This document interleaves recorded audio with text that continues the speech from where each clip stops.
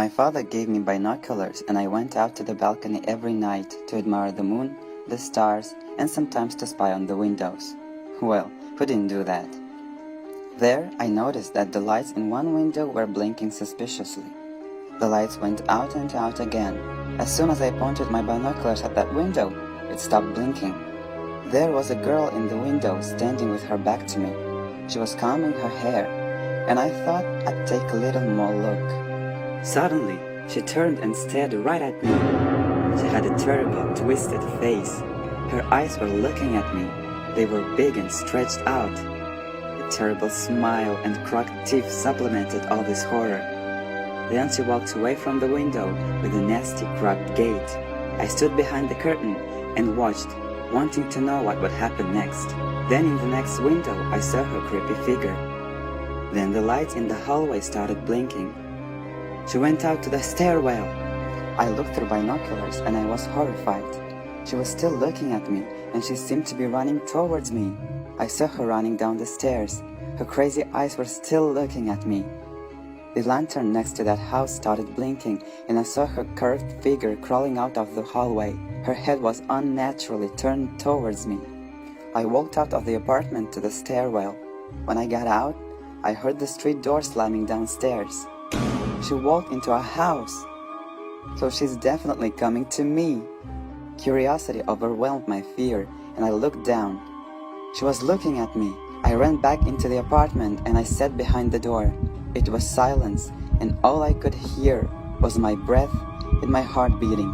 Then, someone or something came to my door. But then there was complete silence, and I heard a familiar voice of our neighbor. She asked me to open the door and said that she came to ask for some salt. I looked through the peephole. It really was Mrs. Baker standing there. I would recognize her kind look and constant smile from a mile away. I opened the door with my shaking hands, looked around, and asked her if she had seen a woman in a green dress in the stairwell. She laughed and said it was a little early to date at my age. I went to the kitchen for salt and asked Mrs. Baker to come inside.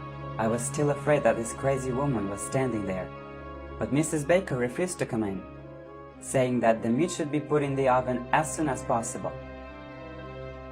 When I came back with the salt, there was no one there, and the door was open and squeaking.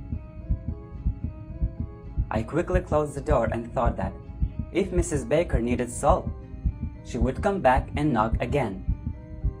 She must have forgotten something on the stove and ran back.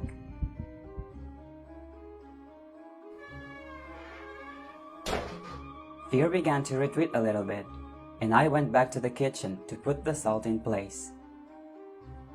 As I approached the kitchen, I saw a black silhouette. At first, I thought my eyes were playing tricks on me, but no, there was someone standing by the window. The light in the kitchen started flashing, and I was very scared and couldn't move anymore. Based on the body shape and clothes, I realized it was Mrs. Baker, but she stood there saying nothing. You like to look in other people's windows, don't you? Huh? I immediately covered in cold sweat, and fear changed my body. I was just about to run out to the stairwell when her tenacious thin hands caught me. But I escaped and ran to the nearest room, the bedroom. I locked myself in the room, but she kept breaking in. I was praying that to be a dream, for all that to stop right now. And then, suddenly, there was silence. I heard the steps in the stairwell. Someone came into our apartment. Sonny, why is the door open? It was my mom. Mom came home from the shift. I was saved. I ran towards her in tears and couldn't say anything. She hugged me and asked me what had happened. Why was I crying and shaking? And I was just whimpering on her shoulder and couldn't say a word. That's how much I was scared.